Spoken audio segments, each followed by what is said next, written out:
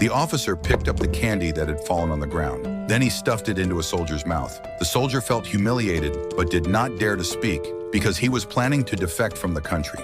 Late at night, when everyone was asleep, he slipped out of the camp through a ventilation opening. Then he crawled into a pre-dug tunnel and quietly crossed the fence, finally reaching the minefield. He then used a stick to mark the location of each landmine and drew a map to avoid them. Looking at the border, his eyes were filled with hope. But then a landmine exploded.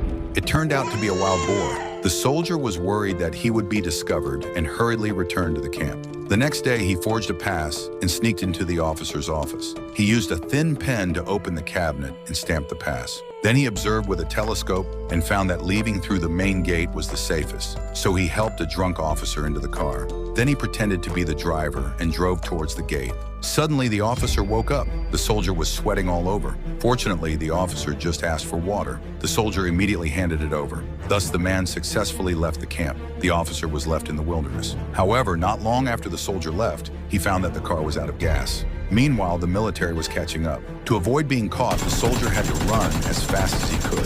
Then he jumped into a river and successfully escaped.